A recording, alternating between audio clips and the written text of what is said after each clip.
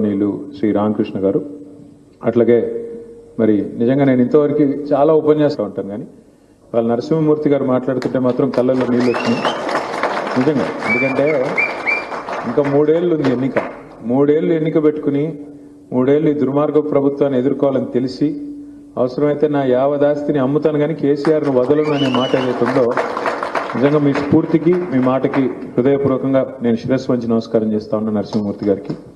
అట్లాగే సోదరులు మాజీ జెడ్పీటీసీ మాజీ ఎంపీపీ బుచ్చన్న గారు, సత్యం గారు, సునీల్ గారు, అట్లాగే లక్ష్మక్క, రాముడు, తాతారావు గారు, అట్లా కృష్ణారెడ్డి గారు, రామ్మూర్తి గారు, పేరు పేరున వేదిక ఎవరైనా మిస్ అయినా, తాతారావు గారు, కృష్ణారెడ్డి గారు, రాంబాబు గారు, పేరు పేరున అందరికీ, అదేవిధంగా ముందున్న మా ఆడపడుచులకి, మా అన్నదమ్ములకి పేరు పేరున హృదయపూర్వకంగా నమస్కారం, హృదయపూర్వకంగా స్వాగతం. మీరు పొద్దున్నే వస్తారు అని అన్న చెప్తే వద్దు, కొద్దిగా లేటుగానే, ఎందుకంటే పొద్దున్న ఈరోజు జూబ్లీ హిల్స్ నియోజకవర్గానికి సంబంధించి 2 సమావేశాలు ఉన్నాయి.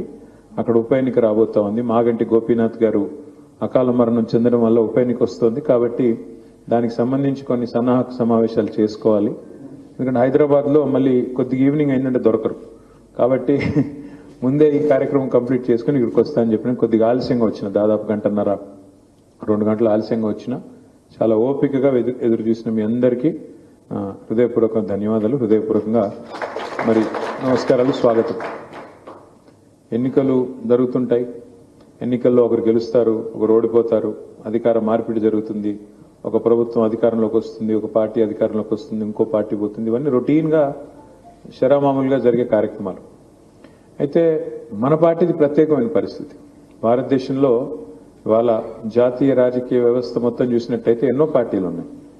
జాతీయ స్థాయిలో ఉన్న పార్టీలు మరి కాంగ్రెస్ కావచ్చు, బీజేపీ కావచ్చు, కమ్యూనిస్ట్ పార్టీలు కావచ్చు, ఇంకొంతమంది కావచ్చు, వాళ్ళు ఉన్నారు.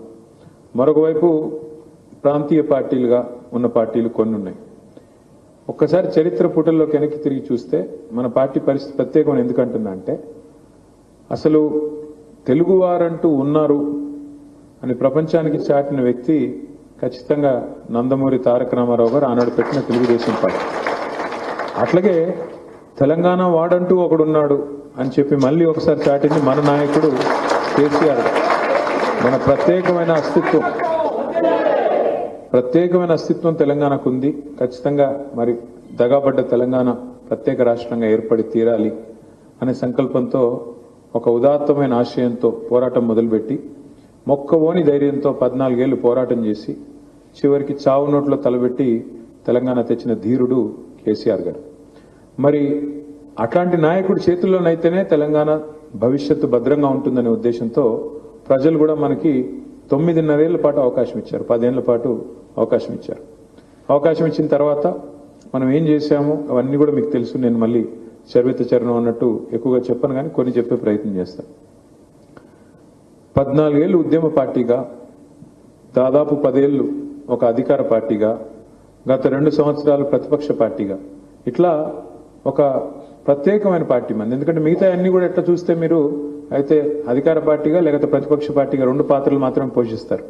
కానీ 14 ఏళ్ళు ఉద్యమం చేసి, ఆనాడు పెద్దలు చెప్తారు, మీరు అందరూ భద్రాద్రి రాముడు కొలువు ఉన్న కాడి నుంచి వచ్చారు కాబట్టి చెప్తా ఉన్నాను, రాముడికి కూడా తప్పలేదు 14 ఏళ్ళు వనవాసం. ఆ తర్వాత చివరికి పట్టాభిషేకం జరిగింది, కేసీఆర్ గారికి జరిగినట్టుగానే పట్టాభిషేకం జరిగింది. తప్పకుండా మళ్ళీ ఈ తాత్కాలికమైన ఇబ్బంది ఏదైతే ఉందో, తాత్కాలికంగా వచ్చిన ఈ కష్టం ఏదైతే ఉందో, ఇది తొలగిపోయే రోజులు ఎక్కువ దూరం ఏం లేదు.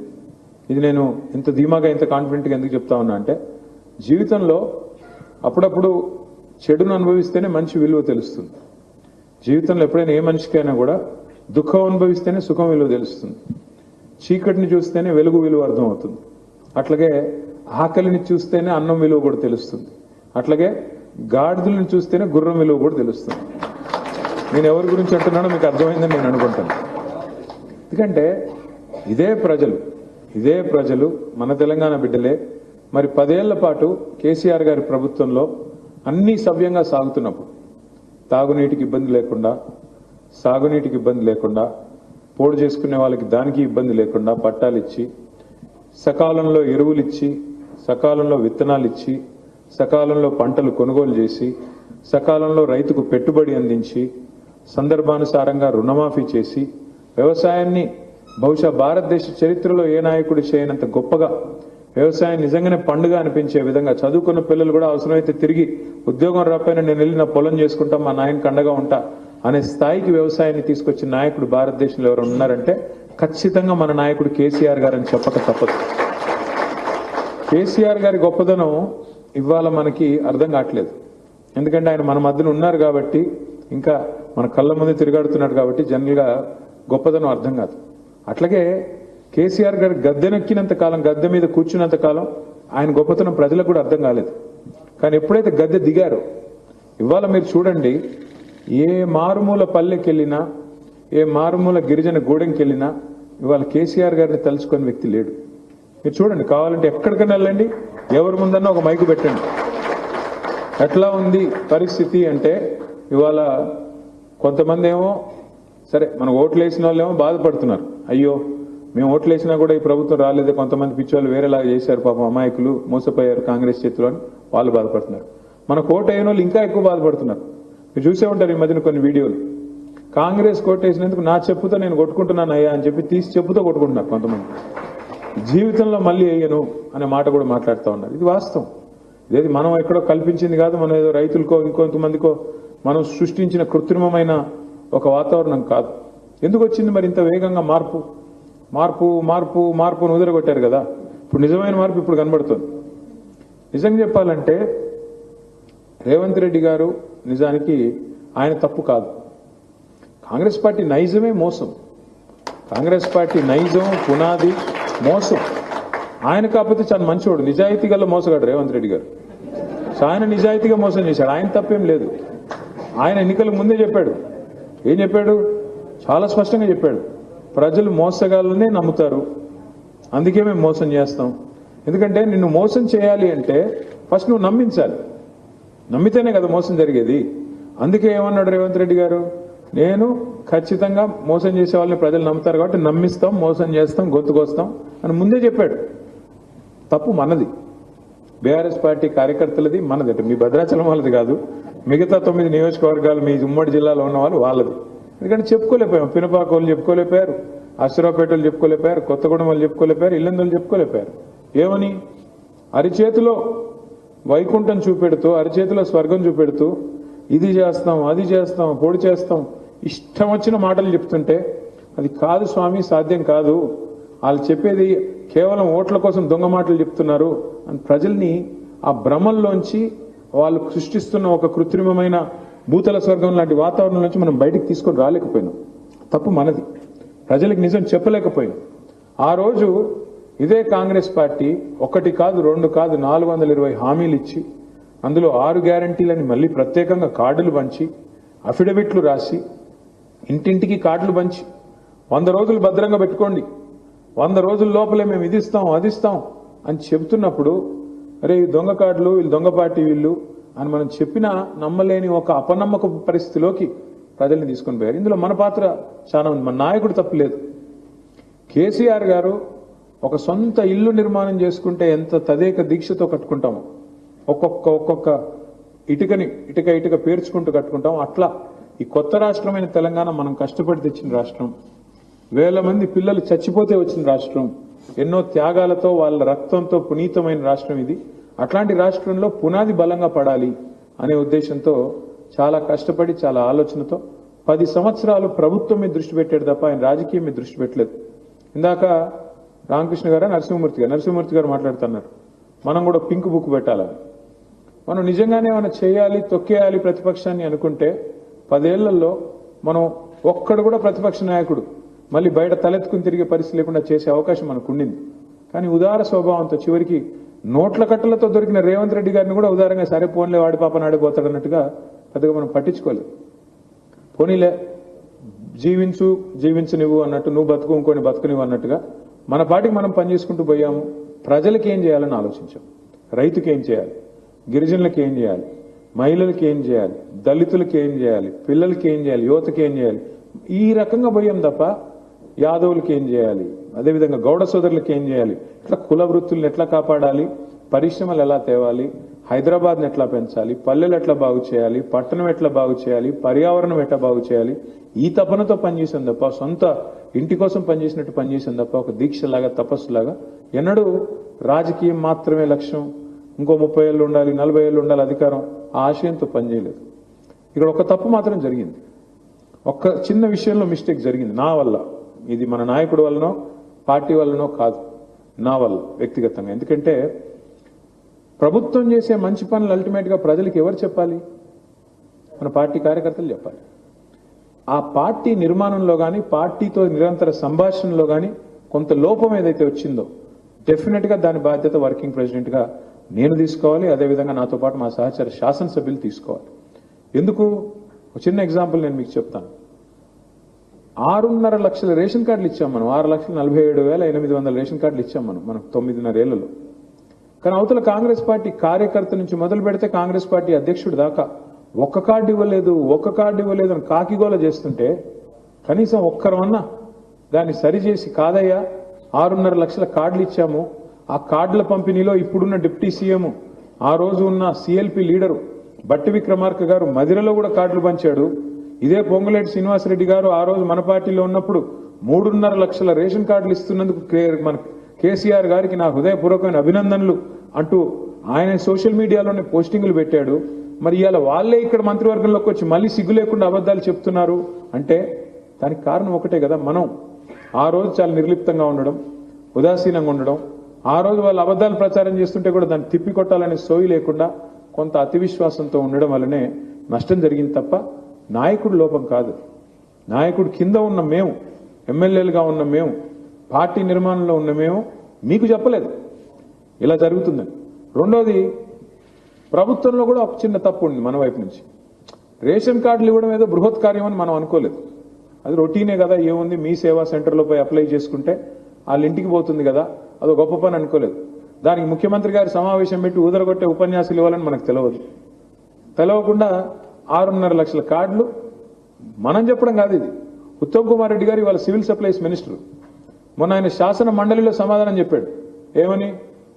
కేసీఆర్ గారి ప్రభుత్వం ఉన్నప్పుడు 2014 నుంచి 23 వరకు ఎన్ని రేషన్ కార్డులు ఇచ్చారంటే స్వయంగా ఆయన నోటి నుండే శాసన మండలిలో రాష్ట్ర ప్రజలకు తెలియజేసిన విషయం ఏంటి అంటే 6.5 లక్షల కార్డులు ఇచ్చారు కేసీఆర్ ప్రభుత్వం, ఆయనే చెప్పారు. అంటే కాంగ్రెస్ వల్ల మోసం ఎంత గౌరవం అంటే చెప్పడానికి ఇదంతా చెప్తున్నా మీకు. ఈ రోజు కూడా మనం ఖండించట్లేదు సరిగ్గా, వాళ్ళు ఇంకా వాగుతుంటే ఈ రోజు కూడా ఖండించట్లేదు. ఎందుకు? శిక్షణా తరగతులు పెట్టుకోలేదు మనం. ఇదే కేసీఆర్ గారు అన్న టీడీపీలో శిక్షణా తరగతులు నడిపింది ఆయన, కానీ మనం ఇక్కడ ఆ పని చేయలేదు. ఇప్పుడు మనం చేయాల్సిన పని ఇంకా 3 ఏళ్లలో ఇలాంటివన్నీ సరిదిద్దుకోవాలి. దాంతోపాటు మీరు చూస్తుండండి ఎంత అబద్ధాలంటే వింటా ఉన్నారు రోజు మీరు. ఒక మంత్రి గారేమో మేము మా ప్రభుత్వం ముఖ్యమంత్రి గారు 60,000 ఉద్యోగాలు ఇచ్చింది అంటాడు, ఇంకో మంత్రి గారేమో 70,000 ఉద్యోగం ఇచ్చామంటాడు, ఇంకో మంత్రి గారు అయితే 1,00,000 ఉద్యోగాలు దాటిపోయినాయి అంటాడు. అంటే చూడండి వాళ్ళు ఎంత సిస్టమేటిక్గా ఇవ్వని ఉద్యోగాలు ఇచ్చినట్టుగా. అసలు నిజంగా ఇచ్చింది ఎంత? అశోక్ నగర్ చౌరస్తాలో ఏ పిల్లోని అడినే చెప్తాడు 5,000 ఉద్యోగాలు దాటలేదు. 5,000 ఉద్యోగాలు దాటి ఇవ్వలేదు.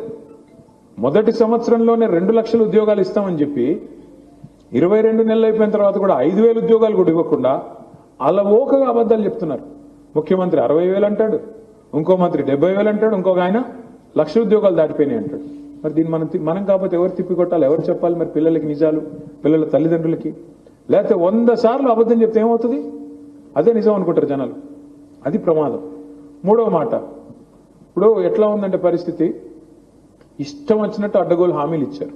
అడ్డగోలుగా ఏం కావాలి మీకు? మీ ఇంటి ముందు చంద్రుని కట్టేయమంటావు, కట్టేస్తా పో నా ఓటే. కేసీఆర్ 10,000 ఇస్తున్నాడా, నేను 15,000 ఇస్తా. కేసీఆర్ 2 పంటలకు ఇస్తున్నాడా, నేను 3 పంటలకు ఇస్తా. కేసీఆర్ గారి ఇంట్లో ఒక ముసలమ్మకో ముసలయ్యకో పెన్షన్ ఇస్తున్నాడు, నేను ఇద్దరికి ఇస్తా. కేసీఆర్ 2,000 ఇస్తున్నాడా, నేను 4,000 ఇస్తా.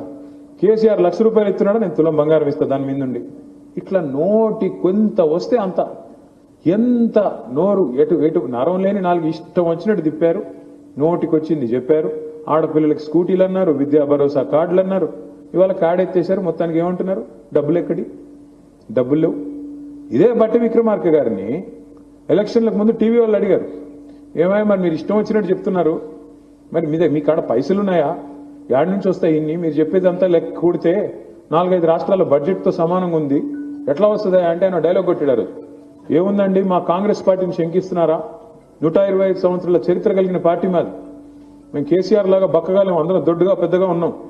ఎంతంటే అంత సంపద సృష్టిస్తాం, సృష్టించి పేద ప్రజలకు పనిచేస్తాం. మాకు 125 సంవత్సరాల అనుభవం ఉంది. అపారమైన అనుభవం కలిగిన పార్టీ కాంగ్రెస్ పార్టీ. మాకు తెలీదా? మేము ఎన్ని రోజులు అధికారం వెలగబెట్టాం అని డైలాగులు కొట్టి ఉదరగొట్టి మొత్తానికి ప్రజల్లో ఒక విశ్వాసం కల్పించి చివరికి అబద్ధాల పునాదుల మీద వాళ్ళు అధికారంలోకి వచ్చారు. వచ్చిన తర్వాత ఈరోజు ఏంటి పరిస్థితి? వాళ్ళకి తెలుసు, చెప్పింది అబద్ధాలు, ఇచ్చినవి దొంగ హామీలు, నోటికొచ్చింది వాగారు. అధికారంలోకి వస్తామని వాళ్ళు కూడా అనుకోలేదు, ఏదో వాగాలి కాబట్టి వాగారు. వచ్చి పడ్డారు, తంతే గారెల బుట్లో పడ్డట్టు వచ్చి పడ్డారు. పడ్డానికి ఏం చేయాలి ఇప్పుడు తప్పించుకోవడానికి? కేసీఆర్ అప్పులు పాలు చేశాడు, మొత్తం అప్పులు పాలు అయిపోయింది, నాశనం అయిపోయింది రాష్ట్రం, అందుకే మేము ఇవ్వలేకపోతున్నాం అని కుంటి సాకులు ఎత్తుక్కొని ఈరోజు తప్పించుకునే ప్రయత్నం చేస్తూ ఉన్నారు. ఇది ఎట్లా ఉంది అంటే, వెనకటికి ఎవడో మొహం బాగాలేకపోతే అద్దం పగలు కొట్టాడంట. ఆడ ముఖం బాగాలేదు, ఆడెళ్ళి అద్దం పగలు కొట్టాడు. ఏంటంటే నా ముఖం బాగా కనబట్లేదు అన్నాడంట. అట్లే నీళ్ళ పరిస్థితి కూడా. నడపడం చేత కాదు, ప్రభుత్వాన్ని నడిపే తెలివి లేదు, ప్రజలకు ఎట్లా సంపద పెంచి సంపద పంచాలి అనే విషయంలో అవగాహన లేదు. ఎందుకంటున్నాను ఈ మాట అంటే బాధతో అంటున్నాను. మీరు ఆలోచించండి జాగ్రత్తగా. కేసీఆర్ గారి ప్రభుత్వం ఉన్నప్పుడు ప్రపంచంలో ఎన్నడూ ఎదుర్కొని ఒక ఉపద్రవం ఎదుర్కొన్నాం మనం. కరోనా రూపంలో వచ్చింది. ఎవడన్నా కలలో అన్న అనుకున్నాడా మూతికి బట్ట కట్టుకుని ఇంట్లో కూర్చునే రోజులు వస్తాయని? 2-3 నెలలు చివరికి మొత్తం వ్యాపారాలు బంద్, అన్ని బంద్, నోరు మూసుకుని ఇంట్లో కూర్చున్న పరిస్థితి. అందరూ ఎక్కడ వాళ్ళు అక్కడ బతికితే బలసాకు తినొచ్చు అని ఇంట్లో కూర్చున్న పరిస్థితి. మొత్తం దాదాపు 2 ఏళ్ల పాటు ప్రభుత్వానికి ఆదాయం లేదు, బయట కొనేది లేదు, అమ్మేది లేదు, వ్యాపారం లేదు. ఏం లేకపోతే ప్రభుత్వానికి ఆదాయం ఎక్కడి నుంచి వస్తుంది? లేదు కదా. కానీ ఏ ఆదాయం లేకపోయినా, దమ్మిడి ఆదాయం లేకపోయినా ఆ రోజు తెలంగాణలో రైతు బంధు ఆగిందా? పెన్షన్లు ఆగినాయా? కళ్యాణ లక్ష్మి ఆగిందా? షాదీ ముబారక్ ఆగిందా? రైతు బీమా ఆగిందా? పేద ప్రజల సంక్షేమ కార్యక్రమాలు ఏ ఒక్కటన్నా ఆగిందా? రైతుకు సంబంధించిన ధాన్యం కొనుగోలు ఆగినాయా? మంచినీళ్ళు ఆగినాయా? ఎందుకు ఆగలేదు మరి? ఎందుకంటే కేసీఆర్ కిట్ ఆగిందా? ఏది ఆగల? అంటే నిన్నెవరో మిత్రుడు చెప్తున్నాడు, మనిషికి ఉండాల్సింది కండ కాదు, శరీరంలో కండ కాదు, గుండె ఉండాలి. ఆ గుండె ఉన్న నాయకుడు కేసీఆర్. గుండె ధైర్యం, ఆ గుండె నిండా ధైర్యం ఉన్న నాయకుడు కేసీఆర్. దమ్మిడి ఆదాయం లేకపోయినా పేదలను ఎట్లా కాపాడుకోవాలో కడుపులో పెట్టుకుని తెలిసిన నాయకుడు కేసీఆర్. కాబట్టి ఆదాయం 0 అయినా అద్భుతంగా రాష్ట్రాన్ని కరోనా టైంలో కూడా సంక్షేమ కార్యక్రమాన్ని ఆపకుండా, అభివృద్ధి కార్యక్రమాలు ఆపకుండా, హైదరాబాద్లో మేము మొత్తం కరోనా టైంలో మొత్తం బంద్ ఉంటే మొత్తం ఫ్లైఓవర్లు వేసుకున్నాం, మొత్తం రోడ్లు వేసుకున్నాం. టైం ఎందుకంటే మాకు దొరకదు, హైదరాబాద్లో 6 గంటలకు మించి రోడ్ వేయడానికి టైం ఉండదు. కానీ అప్పుడు ఏంటి 24 గంటల టైం దొరికింది మాకు. టక మొత్తం కరోనా నుంచి బయటకు వచ్చేసరికి కొత్త రోడ్లు కనబడే పరిస్థితి తెచ్చాం. అట్లా అభివృద్ధి ఆగలేదు, సంక్షేమం ఆగలేదు, అడ్వాంటేజ్ తీసుకున్నాం. ఒక ఉపద్రవాన్ని కూడా అడ్వాంటేజ్గా తీసుకొని ఎలా నడపాలో చూపెట్టారు కేసీఆర్ గారు. ఆ రోజుల్లో మీకు గుర్తుండాలి, కేసీఆర్ గారు సాయంకాలం 6 గంటలకు ప్రెస్ మీట్ పెడుతున్నారంటే అందరూ టీవీల ముందు కూర్చునేవాళ్ళు. ఆంధ్రాలో, తెలంగాణలో, ప్రపంచంలో తెలుగువాడు ఎక్కడున్నా టీవీ ముందు వచ్చి కూర్చున్నట్టు. కేసీఆర్ గారు చెప్తున్నారంటే ధైర్యం వస్తుంది. ఇంటే ఆయన పెద్ద ఆయన మాట్లాడతారంటే ఒక ధైర్యం, ఏం కాదులే ఆయన చెప్పాడంటే మంచి జరుగుతుంది అని ఒక ధైర్యంతో టీవీల ముందు చూసేవాళ్ళు. ఇండియాతో పాకిస్తాన్ క్రికెట్ మ్యాచ్ చూసినట్టుగా. ఇది వాస్తవం. ఇవాళ ఈయన పరిస్థితి ఏంటి? మనం ఎంతో మంది గొప్ప గొప్ప ముఖ్యమంత్రులను చూసాం, మంచి వాళ్ళని చూసాం మన కళ్ళ ముందే. ఎన్టీ రామారావు గారిని చూసాం, తర్వాత చంద్రబాబు నాయుడు గారిని చూసినాం, తర్వాత రాజశేఖర రెడ్డి గారిని చూసాం, తర్వాత రోసయ్య గారిని చూసాం, కిరణ్ కుమార్ రెడ్డి గారిని చూసాం, తర్వాత కేసీఆర్ గారిని చూసాం. ఎంతోమంది నా కళ్ళ ముందు నేను చూసిన వాళ్ళని చెప్తాను. నాకంటే పెద్దలు చాలా మంది ఉన్నారు, ఇంకెక్కువ మంది చూసుంటారు మీరు. కానీ నేను ఇలాంటి ముఖ్యమంత్రిని మాత్రం జీవితంలో చూడాల. నేను అడుగుతా ఉన్నా మిమ్మల్ని, మీరు ఆలోచించండి. ఎవరన్నా ముఖ్యమంత్రి సెక్రటేరియట్కి వచ్చి ఇక్కడ లంకె బిందులు ఉంటాయనుకుని వచ్చినా లంకె బిందెలు లేవు ఇక్కడ అంటాడా? ఎవడు తిరుగుతాడు లంకె బిందుల కోసం? ఎవడు చూస్తాడు లంకె బిందుల కోసం? నిజానికి దొంగలు. ఏం మాటలు అవి నాకు అర్థం కాదు. ముఖ్యమంత్రి అయిన తర్వాత కూడా నీ గుడ్లు బీకి గోటీలు ఆడతా, నీ పేగులు తీసుకొని మెడలు వేసుకుంటా. మరి ఇదేం భాష నాయన? నాకు అర్థం కాదంటే నువ్వు గుడ్లు బీకి గోటీలు ఆడతావా, పేగులు తీసి మెడలు వేసుకుంటావా? ఏమనాలి ఇట్లాంటి వాడిని? ఇంకా ఘోరం ఏంటంటే ఇప్పుడు ఈ రూమ్లో ఉన్న వాళ్ళల్లో, ఈ హాల్లో ఉన్న వాళ్ళల్లో ఏ ఒక్కరన్నా అప్పులేని వాళ్ళు ఎవరన్నా ఉన్నారా? ఉంటే ఎవరన్నా చేయలేపండి చూద్దాం. నరసింహమూర్తి అన్న నీకు కూడా అప్పు ఉందా? ఉందంట ఆయనకు కూడా. పాపం అంతో ఇంతో అన్న బాగున్నాడేమో అనుకుని ఆయనకు కూడా అప్పు ఉందంట. అప్పున్నా, అప్పు చేసి పప్పు కూడా తిన్నా లోపల బనీన్కు పొక్కలున్నా మీది నుంచి మాత్రం పైకి వెళ్ళి మాత్రం మంచి అంగి వేసుకుంటాం లేదా? పైకి వెళ్ళి మాత్రం కడక్ అంగి వేసుకొని ఊపర్ షేర్వాని అందరు పరేషాని అన్నా కూడా బిల్డప్ మాత్రం తగ్గొద్దు. ఎందుకంటే అప్పున్నా మళ్ళీ అప్పు పుట్టాలి కదా. పుట్టాలంటే ఏం చేయాలి? కొద్దిగా పైకి అంగి మాత్రం మంచిగా వేసుకోవాలా లేదా? లేదా ఎవడిస్తాడు అప్పు మనకి? మళ్ళీ ఎవడని అట్లా ఆలోచిస్తాడా లేదా? మన ముఖ్యమంత్రి ఎట్టున్నాడు? ఇప్పుడు కుటుంబ పెద్ద ముఖ్యమంత్రి అంటే రాష్ట్రానికి కుటుంబ పెద్ద. ఆయన ఎట్లున్నాడు? తెల్లారు లేస్తే నా రాష్ట్రం సంకనాకపోయింది, నా రాష్ట్రం దివాలా తీసింది, నా రాష్ట్రం అప్పుల పాలైపోయింది, మా రాష్ట్రం క్యాన్సర్ రోగి, మా రాష్ట్రం ఎయిడ్స్ పేషెంట్. ఇదే ముఖ్యమంత్రి మాట్లాడే మాట. నేను ఢిల్లీ పోతే ఎవడు అపాయింట్మెంట్ ఇట్లేదు, చెప్పులు దొంగతనం చెప్తానే భయపడుతున్నారు. ఇలాంటి ముఖ్యమంత్రి ఎప్పుడైనా చూసినామా? రోషయ్య గారు ఉన్నప్పుడు ఆయన కూడా చెప్పేటోడు ఎక్కడున్నాయా పైసలు అనేటోడు, అంతేగాని ఈయన అనేటోడు కాదు. ఆయన ఎక్కడున్నాయా పైసలు, ఎక్కడున్నాయి అనేవాడు. ఇంకా ఘోరం ఏంటంటే వీళ్ళే కదా బిల్డప్ ఇచ్చింది. 100 రోజులు 6 గ్యారంటీ, అటు సూర్యుడు ఇటు పొడిసిన 6 అయినా మేము ఇది చేస్తాం అది చేస్తాం డైలాగ్ కొట్టింది ఇల్లు కదా. ఆయన పట్టుకొని ఏమయ్య రేవంత్ రెడ్డి గారు మరి 100 రోజుల్లో చేస్తాను కదా, 600 రోజులైంది, ఎక్కడ పోయినాయి నీ గ్యారంటీలు అంటే ఏం చేస్తారా? ఆయన కోసుకొని తింటారా? ఎవడు కోసుకొని తింటాడు? నేను ఏమైనా సేపువా, జామకాయవా, లేదా మామిడి పండువా? ఎందుకు కోసుకొని తింటారు? నేను నాకు అర్థం కాదు.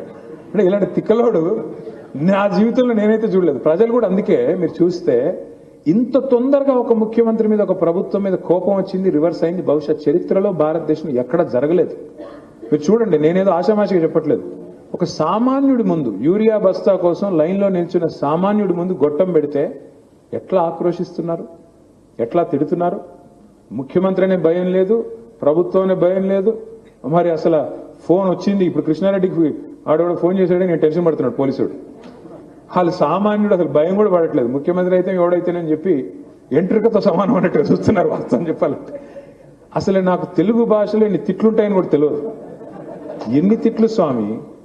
ఇంకోడైతే ఇంకోటి మామూలు మనిషి అయితే ఓ బకెట్లో నీళ్లు దొడుకొని దుంకి చచ్చిపోదును అన్ని తిట్లు. ఏదో రేవంత్ రెడ్డి కాబట్టి నడిచిపోతుంది, ఆయనకి అట్లాంటి ఏం లేవు. ఆయనకి అలవాటు అయిపోయింది పాపం. ఎందుకు చెప్తున్నా ఇదంతా అంటే మనకి ఎక్కువ టైం ఏం లేదు మళ్ళీ తిరిగి రావడానికి.